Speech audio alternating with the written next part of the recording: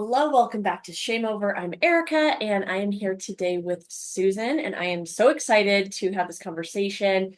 She is an author and has so much wisdom to share with all of us. So, Susan, would you like to introduce yourself? Thank you, Erica. I'm delighted to be here. Glad to have you. Thank you. My degree is in public health and immunology, and I had a 30-year career as a medical writer, some awards along the way. My poetry has won prizes in regional and national contests, and I think my background in science and poetry gives my writing credibility as well as lyricism. I love to write. My experience of overcoming a rare and frequently fatal lymphoma inspired me to write Blood Brother, a memoir and a miracle. The subhead of the book, Johnny's bone marrow could save my life, but he'd vanished 30 years ago. Truly a miracle that he was found and not by me. My second book, Mostly Sober, a love story and a road trip, is a genre blend of romance, memoir, and self-help. It's a deeply human narrative, kind of centered around the sober, curious movement, and will help and resonate with the millions of Americans determined to moderate or minimize alcohol consumption. I live in the Bay Area with my husband, Daniel, and we've both reduced our alcohol consumption from 60 drinks a month to 6 or 8. Thank you. That is just incredible. And I love that you guys have been able to do it together. I know that from my experience, it does make it a lot easier and more fun. That being said, I know everyone doesn't have a partner that's willing to do it, ready to do it. It's just not the same situation. So I'm glad for your sake that you guys were able to do that together. So what even got you started on the journey of going from 60 to 6 to 8? Yeah, excuse me. A few years ago, I was doing some research into the physical, mental, psychological effects of drinking. And that work was, I guess I'll say eye-opening, To say but the it was also somewhat disturbing because there was nothing about drinking alcohol that was in the least bit healthful or good for us. I mean, I'll just go into my story a little bit, if I may, about my yeah. drinking story. And when I was 12, my dad and mom divorced. And I don't know if he left or she threw him out. It didn't matter, really. It was traumatic to me that he was gone. And he immediately remarried his secretary. Right, okay, great. And adopted her 6-year-old daughter. So I was like, what? I not only had he disappeared, but I was kicked to the curb. I was replaced. And the couple of times I was around them and she called him daddy, I just wanted to strangle her, I just wanted to cry. And I mean, and to be honest, I think I'm still working to earn his love. I might never stop that. And it's probably why I succeeded in a very difficult double major. I went to UC Berkeley and it was extremely competitive. And I think part of the reason was maybe I'll get my dad to acknowledge me. Maybe he'll love me because I've done something. Anyway, so some of that recovery from this wound, and my mother was psychologically abusive. She was horrible to me and my youngest brother. I have two brothers in between us. She was pretty nice to them. I didn't understand it. But anyway, so I started drinking a little bit in high school. Okay. And I mean, it was a little bit, but friends would they would pilfer gin or vodka from their parents', liquor cabinets. and then put water in to look like nothing had happened. And today I say, wonder how that went over, you know? So anyway, and I had no liquor in my home because my mother, threw out her alcoholic husband, and no, she wasn't having any. So, but I was the one that was always selected to go to the liquor store. Susan, you go buy Susie at that point, you go buy the beer. Okay. And I did. 16, 17, I went to the liquor stores, bought the beer, never got ID, never got carded. They sold it to me. I said, okay, still wonder about that a little. And then college, there wasn't a lot of drinking when I was in college. I was, obsessed with this difficult double major. I remember most nights in the library. And, that's what I did. And after I graduated, I met Dan, my future husband, and dove into, my work life. And when Dan and I started dating, he introduced me to martinis, vodka martinis. And, I thought, oh, these are pretty good. And we got married in Palm Springs. And the afternoon after our wedding, we took I guess it's the tram, it's up Mount San Jacinto. We went up there, beautiful lounge bar on the top there, at the top of the mountain. And we went in and he ordered martinis. Of course, it was our wedding day. Why not? So anyway, the drinks arrived and he takes a sip and starts respectfully telling the bartender how they should be made. And I'm thinking, oh, I've married the right guy. This is good. This is really good. However, at the 4-month mark of our marriage, I got pregnant. We have one daughter. That's all I wanted. I had 3 younger brothers. I was responsible for taking care of them. I did not want a boy. We had a girl. That was it. And then, of course, the vodka martinis disappeared. They were gone. And that's fine. But over the years, Dan and I both worked really hard. We both had jobs in San Francisco. We commuted. We were running a house, parenting our daughter, worried about our aging parents. We were busy, and my job was so stressful. His was too. But anyway, we'd come home. I would make dinner and have a glass of wine. And then with dinner, we'd have another one. And this happened every night, every night. And, at that time, there was even some evidence that red wine was good for the heart. Not so much anymore. No. Beautiful thing about marketing, you can have it say whatever you want it to say. Exactly. That's right. Yeah. Yeah. So anyway, my father's story, the one I grew up with, is that he died at 60 from alcoholism.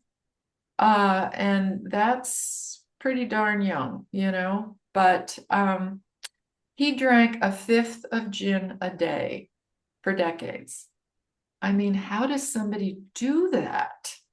And he told me that he would have a quart of milk in the car with him, most of which was gin. And he would just drink on that all day, every day. And I asked him once, I said, Dad, weren't you always hungover? And he said, no, I was never hungover. I was never sober. He would drink that fifth of gin a day, starting at 5 in the morning, maybe 6. He would drink all day, go to bed at 11, go to sleep for a few hours, get up and start all over again. And he ran a successful business. I mean, how is this even possible? Never sober. So anyway, his his alcoholism and my mother's psychological abuse was, it just created this bully in my brain telling me, you're never good enough. You're not going to be anything, you're worthless.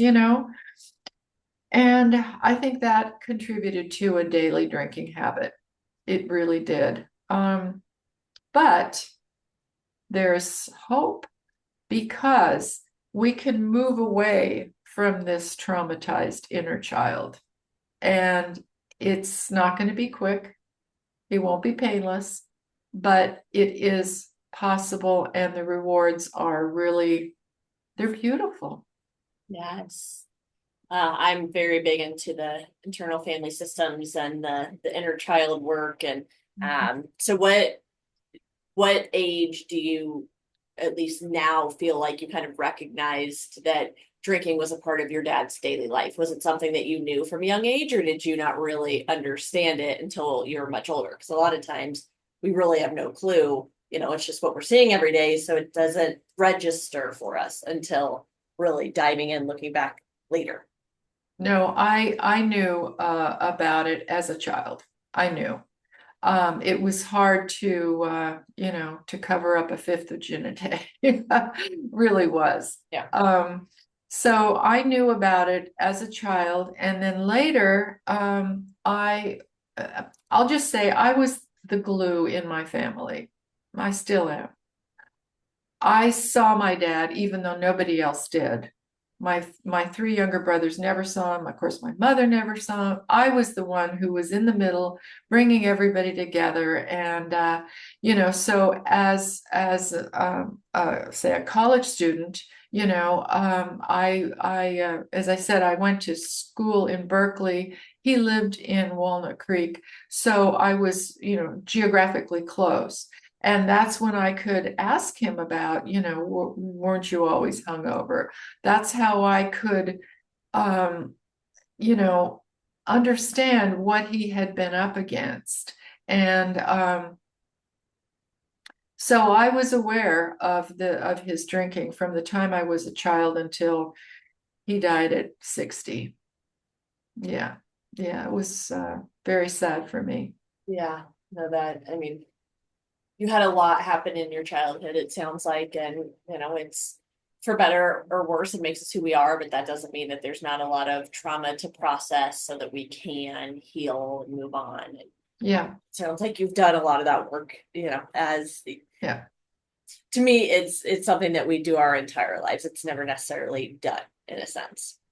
That is so well put. Absolutely. And that's part of my mission, and I love it. I have a gratitude journal and an abundance journal. And every day, I mean, I do live in a beautiful place, and every day I can get up and look at the hills, look at the sky, and just be so grateful for my life. And I have a calendar, a month at a glance calendar, and every night that I don't drink, the next morning I get up and I write dry in bold red marker. Okay. And it gives me such a thrill. Yes. So that reminds me, I have something I call piggy banking. But early on in my drinking journey, I would like when I really had started wanting to cut back. Um, for me, it was during COVID where, I had become not only the daily drinker, but binging definitely on weekends, but probably more frequently because, it's COVID. We weren't doing anything, we weren't going anywhere. Right. So for me, it was how can I just start building in dry days? And that was unbelievably intimidating and scary. And I didn't want to say anything to my husband, one, for accountability. I didn't want that. But I also didn't want him to look at me differently or to think I had a problem or, so I kept it quiet to myself. But what I started doing was I got just a little vase and then some, like gems, if you will, something that you would put in a like fish tank or whatever, or goldfish tank. And I'm like, okay, so for each day that I don't have a drink, I'm gonna put one in. So I'm Really? pretty sure the first month I only had maybe two or three. Yeah. So, it's not necessarily that inspiring.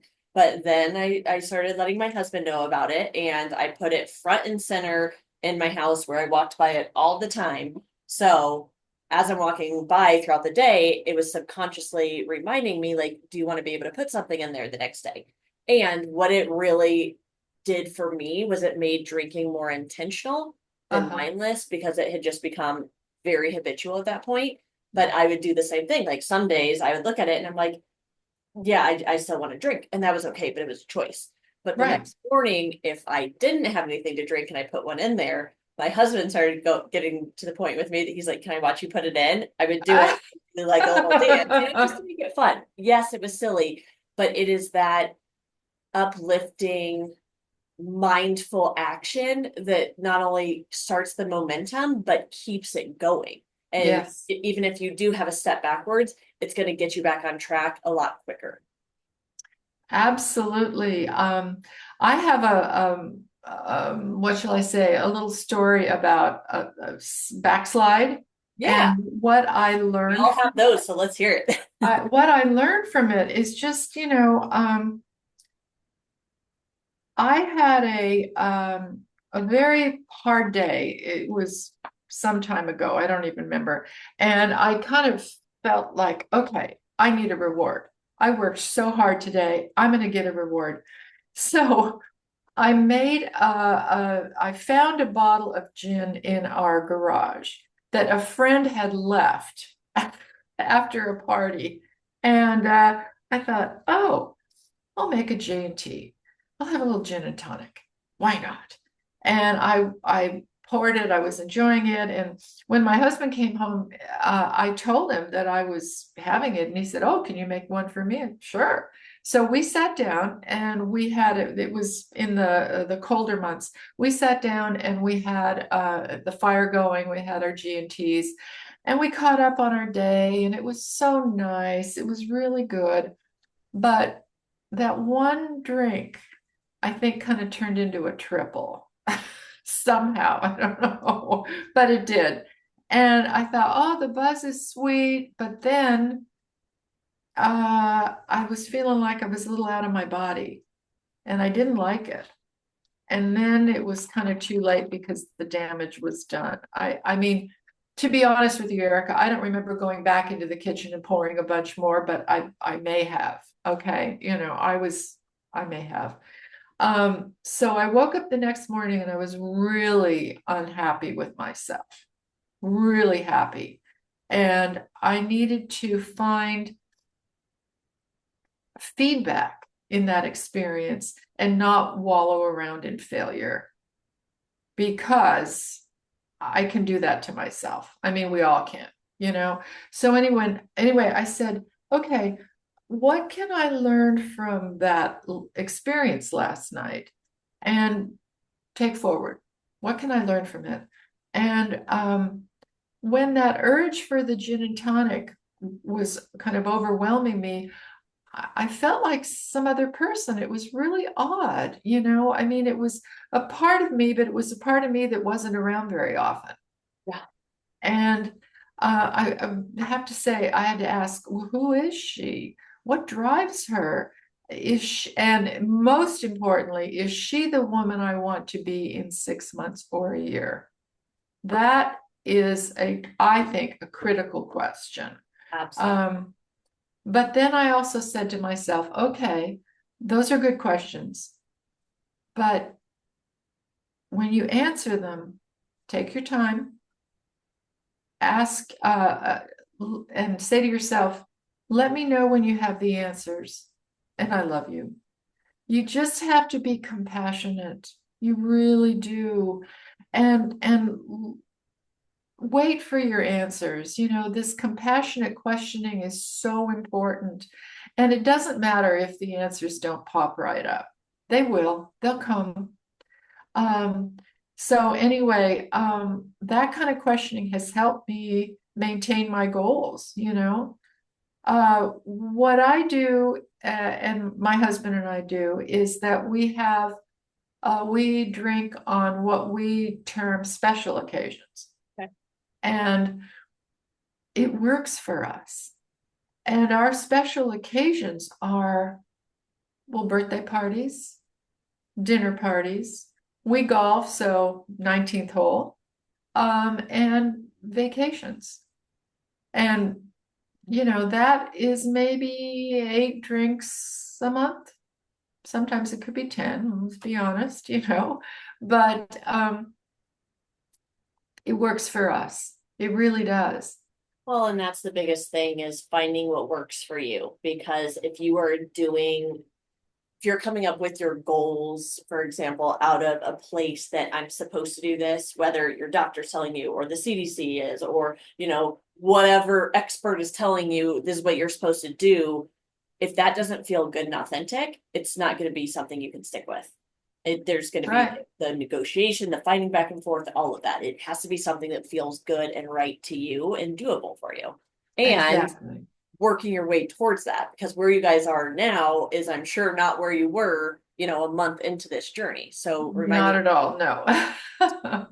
I love, love, love those questions that you had for yourself. And most of all, that you pointed out that it takes time, because I think that's the hardest thing for all of us, myself included, is we are in a generation where everything comes to us immediately. Like my husband and I, at date night, we try to not have our phones out. But if we're talking, we're trying to think of something and we can't, one of us eventually breaks like, okay, we can get the phone out to look this up, because it Yeah. just that discomfort of not knowing. We don't have that. And that's where giving yourself not only the time and the space to have that pause, to have the quiet, which is what you did, but also allowing yourself the time to sit in the discomfort. Because Yes. most of the reason why we're drinking is because we don't want to be uncomfortable. It takes away any discomfort that we have, even though it is for a short moment, it still does. So Yeah. practicing being uncomfortable, practice being unknown, in a situation you don't necessarily feel your best in. Like, yeah, none of us like that, but the only reason why we feel confident in certain situations is because we've repeated them time and time again, and that's what has built up that resilience. Yes. And that relief, that we seek from drinking is so transitory. It's called happy hour for a reason, but that dopamine lift is brief. It really is. And uh I think I've read somewhere that it's 20 minutes, maybe a half an hour, maybe. Mhm. So happy hour is aptly named. Yeah. Yeah. But on that same note, it's only supposed to last an hour. It's not happy hour all night. Like it Yeah. is happy hour. So there you go. If you're going to have a drink, work it into that 1 hour and then be done. That's right, because when you do have that drink and you do feel that dopamine lift and then it wears off, a lot of people will just say, "Oh, I need another one," or "I want another one. I'm having another one." And that's where people can get into trouble, for a lot of reasons. I Absolutely. will say that we don't anymore. Mostly, we don't keep alcohol or much alcohol at all in the house. Okay. I have started drinking non-alcoholic wine, which I really enjoy. And Love that you found that, because uh, there's some bad ones out there. I will be the first to admit. yeah, But when you find ones that you like, it is transformational. it is. It is. And for me, it's the ritual. I always liked Sauvignon Blanc. So I can find a Sauvignon Blanc. It's made in New Zealand. It's called Giesen or Geisen. I was gonna say you've got to know about Giesen then, because it is. Yeah, I do. Yes. And I put it in this gorgeous big blue wine glass. And it's so cold, and I sit and I look out at our view, and it's the ritual, the moment of just like, let's breathe after the day. And it's what I love. Yeah. And it works. Drinking is much more psychological than we realize. A lot of times, like you had brought up the dopamine, it Yes. is thinking about it. It is getting out the bottle. It is, pulling out the cork or cracking the can open. Like those are giving us even more of a rush than we're getting from the actual drink. But Yeah. we're testing everything to the drink, that Yes. then, we just got to keep that going. And as we know, it doesn't. It goes like this and drops down. And we're just trying to Yes, keep it that going. does. I So I will. know that you guys obviously have done this together. Was there like a certain moment that you're like, okay, we have to make a change? Was there something big that happened? I know your dad's death, was it right around there? Or what happened for you guys to be like, okay, we're gonna do things differently? Yeah. As I mentioned, I was doing some research into the physiological effects of alcohol, and that really opened my eyes. But the other thing, the other event that happened is that my husband has occasional episodes of AFib. And we thought, oh, this might not be such a good idea for him to be drinking. And he can drink a little, but we're talking again like 6 to 8 drinks a month, right? Not two a night like we were doing for decades. So anyway, yeah, that was part of the motivation for both of us to cut back. Yeah, absolutely. Most of the women that I work with and that listen into this, it kind of starts with health. Because as Yes. we know, the older we get, we don't recover the same. And it feels like each year gets harder and harder, even if we're more and more focused on our health. And that is true. Like the more focused are on our health, we are going to feel things more sensitively because we are more hyper aware to it. Um, Yes. but so as you guys are starting out with this process, obviously that's kind of going on, especially with the health, with your husband, that, that's something you don't take lightly. But what No. did you guys kind of start doing early on, if you can remember back to the early on days? Because I know that that's the farther away we are from it, it's like, oh yeah, that was so easy. And then it's just like, oh, well, I know it wasn't easy, but No. you're removed that you don't remember a lot of the details. Well, before I started on my minimization or moderation, whatever you want to call it, he had gone from 2 drinks, 2 glasses of Chardonnay a night to one.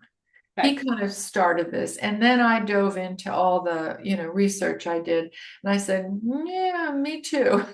I'm gonna cut back." And it's just, well, I have kind of a funny story. Actually, after I learned about this, the really concerning physical and mental effects of drinking every night, I joined this group, and I can't even remember the name of it, but it was for women who wanted to be like, okay, want to be sober. Okay. And I was put into a group. I think there were originally about 20 of us. It dwindled down to 6 or 7, but originally, and so this sober group, nobody wanted to be sober in the group.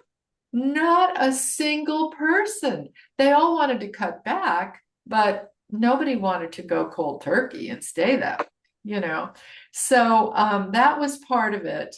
And they just, it was humorous to me that these women, sort of went down this sober path, but that's not really what they ever intended to do. And so I got some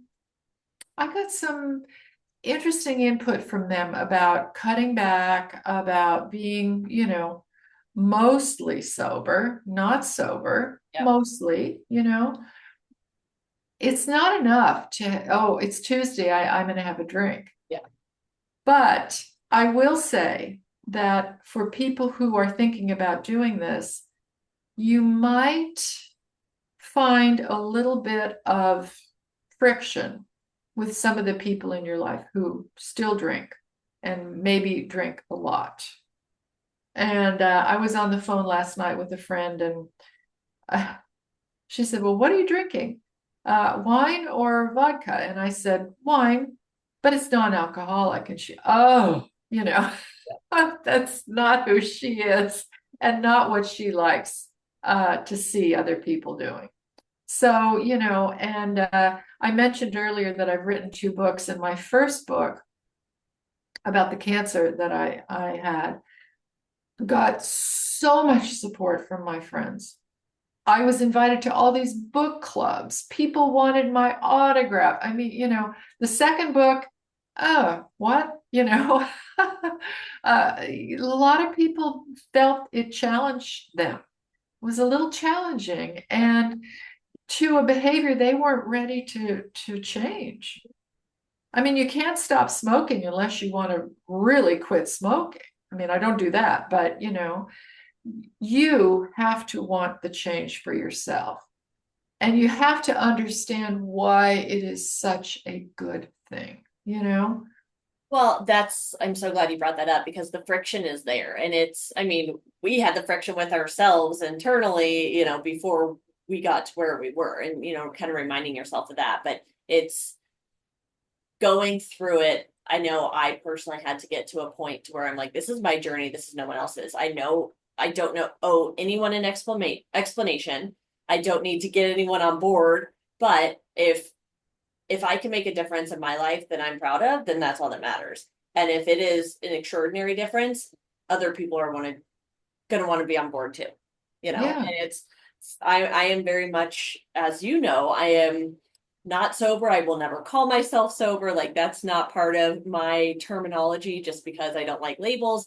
But a big part of it is that black or white, all or nothing. As soon as I establish one thing, like that becomes your identity. And then if you decide like, oh, I do want to have that glass of champagne or I do want to have a martini, like all of a sudden your whole world is rocked because you've identified yourself as this one thing. And that's not who you are. That might be a part of you, but that's not who you are. So as I do also want to say, like, as you are on the journey, especially starting out, it can definitely be very difficult. One, reminding yourself that this is your journey and no one else's, and showing them the grace that you want them to give you, because I know that that's kind of a hard thing to do. But when we're working on something, we're hyper vigilant of that in other people. So it can be easy to get judgmental towards other people, or other people assume that you're being judgmental towards them, even though you're not at all. So Right. having that grace, it goes both ways. Yeah.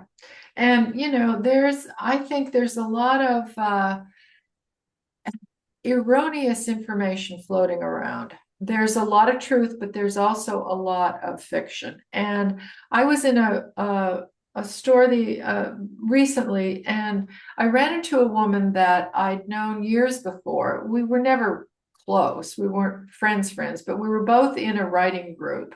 Okay. And I, knew something about her. And she, she talked for a long time about what she was doing. Great, fine, wonderful. And then she finally said, well, what are you doing? And I told her the title of my book, Mostly Sober, a Love Story and a Road Trip. And she said, oh, well, that's no, that's not true. You're either a normal drinker or you're an alcoholic. That You've mindset makes got alcohol use disorder or you're normal. And I said, no, I said, drinking is a human behavior on a spectrum. There is a spectrum of drinkers. And she was not buying that at all. And okay, fine, whatever. And I got a 1-star Amazon review also on my book, and it was from a guy who runs a program to for alcoholics. It's his version of AA.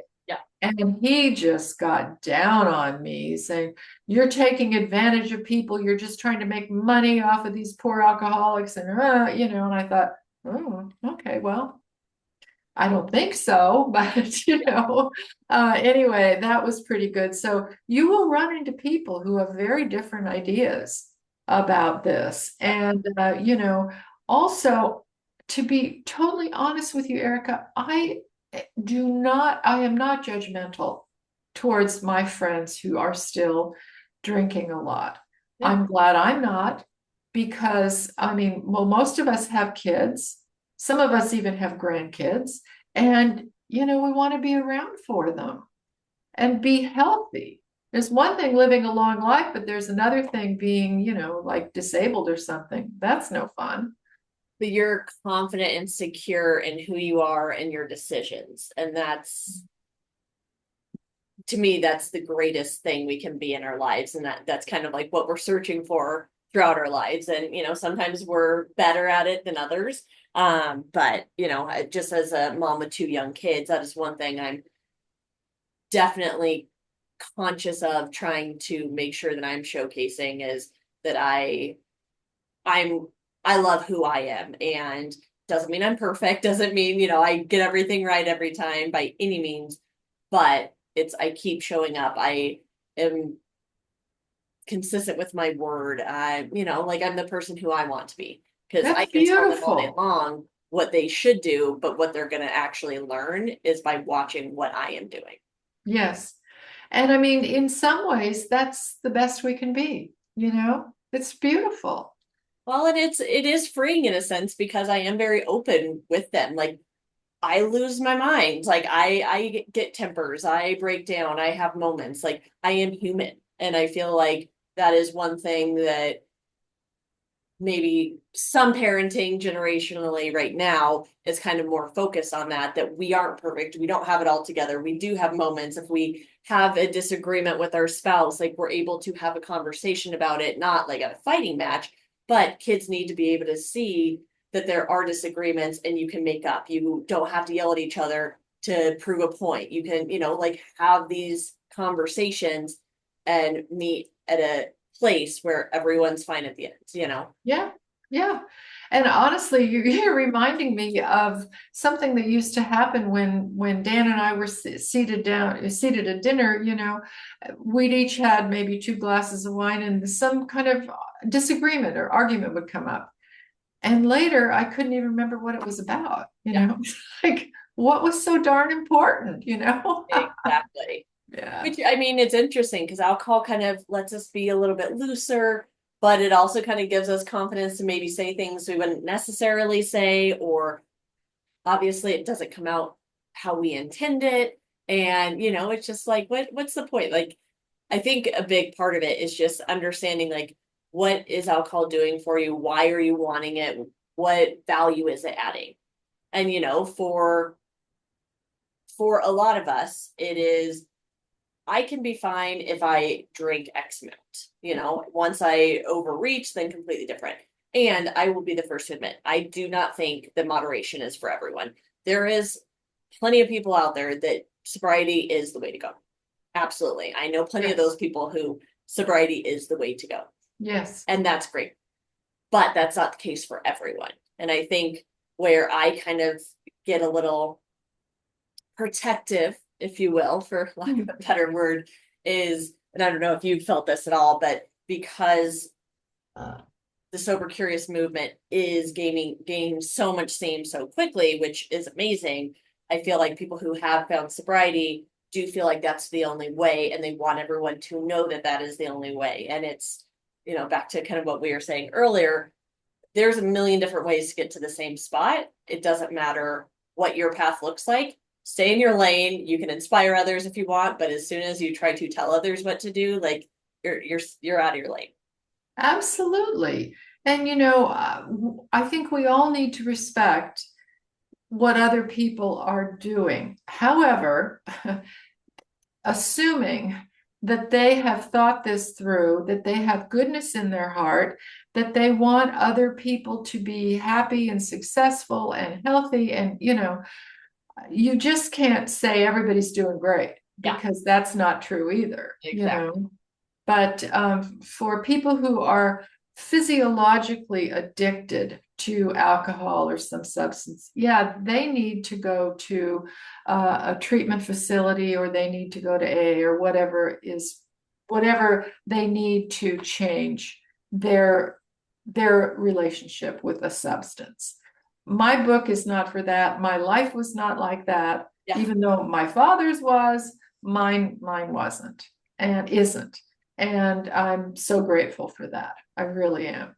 Really, really am. Yeah. So So what's probably your biggest takeaway since you found moderation and are now at a point to where you do feel very confident and secure in what your relationship with alcohol looks like? my biggest takeaway is that I found strength I didn't know I had. Yes. And it's so wonderful. It feels so good. It feels like, wow, look what you did, girlfriend. I mean, it's like, wow, okay, what else can I do now? Yes. And I've had some trauma in my life, and I've written 2 books to put it out there, and I don't know if I'm going to write another one, but I'm sure happy with what I've done so far. And I feel like I'm a pretty good example for my daughter. She lives in LA. She's got 2 kids, and she's very careful about what she does with her body and her life. And, she and her husband both have cut way back. And Do you think that's at all because of you guys? I think originally, yes. Yeah. Yeah, I think so. I think so. But we were just down there over the weekend for my birthday, and we opened a bunch of bottles of champagne. But Yeah. that's not normal. So, Yeah. No, exactly. Well, and that's the beautiful thing is when you can enjoy and look forward to it, knowing that it's not going to lead to bad decisions and a terrible next day. And, you can still enjoy and be in the moment and be present, but enjoy that thing that is allowed to bring you pleasure. That's okay. yes. And those are the times that I and my husband have decided, and they have decided that this is the time to do this. If we want, this is the time. You know, Wednesday night, no, that's not it. Or it's Tuesday. No. I mean, my husband and I have our definitions for special events, Sure. and it's not, we cleaned out the garage and got rid of the Goodwill bags, that's not it. Or it isn't, oh my God, I had a really stressful day. No, that's not it either. Because that's a slippery slope. I'm stressed. Oh Yes. my God. That is something that I have to watch out for, or I had to watch Yeah. out for. Not so much anymore. Anyone who knows me knows that I do not drink for negative emotions. So if it is a stressful day, if it's a bad day, like, I have 2 little kids. So there's a lot of big emotions that trigger me with bigger emotions. So if Yeah. that's at all playing into why I want to have a drink, it's off the table for the day. Yeah. So, that's my personal rule because that has worked really well for me. And it's completely rewired my brain. So when I have Yes. those bad feelings now, drinking is not even in the equation for me. Right. And I've also read, and I'm not a scientist or a therapist, but I've also read that drinking while you're feeling very anxious or stressed or something will ultimately increase your stress. Yes, that is And absolutely true. that's the last thing we want, right? Yeah, exactly. Which most people drink to, from what I've seen, the 2 biggest reasons why most people drink is for stress reduction Mhm. and for sleep. It does not Sleep, reduce stress, yes, it actually increases it ultimately. And it does not help with sleep. If it's helping you sleep, it's helping you pass out. It is not helping with your sleep quality or recovery. So, exactly. Yes, yeah. yeah, exactly. Oh, well, I Wow. absolutely have loved this conversation. Oh, I know for Erica. me, one of the biggest things, which obviously you're already seeing with your daughter, but for me, that I really want what I'm doing and obviously what you're doing, I feel like is right there to help not just us, but for generations to come. Because it is generational, as you mentioned, like it's in your blood. I know it's in my blood. So many people listening, it's in their blood. And, it's not that that is the defining factor, but it does play a role. And, so being able to start changing it. So hopefully your kids, your grandkids, your great grandkids, that it's less of an issue for them, possibly Yeah, not never becomes an issue for them. Like to me, that is a huge gift to give to the world. absolutely. And my ultimate goal is to get my books adapted into films. And we'll see. I'm working on that, and it's a lot of fun. And my main contact when I told her about what I was doing at this, book to film adaptation group, she said, my son is 30 and this is exactly what he's doing. He's cutting back on his alcohol. And I thought, ooh, am I in the right place? Okay. All right. So, I mean, it's happening, It is. it is happening. It's beautiful. And it's going to be for the good of a lot of people. It Yep. really is. It really is. I wish it weren't so. I wish we could each, drink at night and just feel wonderful and it's very healthy for us and we're stronger all the time, but Yeah, exactly. Right. not the case. Yeah. Not the case. No, no. Well, how can people find you, learn more about you, get your book, all of that good stuff? My website is susankeller.com. Okay. Keller.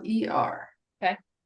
Awesome. www.susankeller.com. That makes it easy. It's very easy. And my email is susan@susankeller.com. Okay. So, Perfect. And I'll make sure your website is in the show notes so it makes it easy for people to find you who are interested. So thank you. This has well, been so much fun, Erica. was there anything I missed or anything you wanted to pipe in before we say goodbye? I want to make sure we're not leaving anything on the table. Well, I think I went over what I thought was important. Yeah, I think so. I just will say one thing, that if anyone feels traumatized, wounded from their experiences as a child, I would say find a therapist who can deal with inner child issues. I think I didn't do it myself. I wrote books instead. I mean, everybody has their own, right? They have their own way to go about doing this. But for a lot of people, I think finding a therapist who's skilled in this area is a great gift to give yourself. Absolutely. And a lot of those therapists, for anyone listening who is wanting to look at that, IFS or internal family systems is a good thing to search when you're looking for a therapist that would be qualified in this. So because it's an incredible work, but you need someone who knows what they're doing, because once you go there, you need someone to help you get through to the other side. So. Yes, indeed. That's so true. Well, thank you so much for your time and for what you're doing and the difference that I know you're making. So thank you. Thank you, Erica. This was tremendous fun. Yay. Well, we will definitely be chatting soon, and I'll make sure those are in the notes. So everyone listening, thank you for being here. See you next time, and cheers. Bye, Erica. Thank you.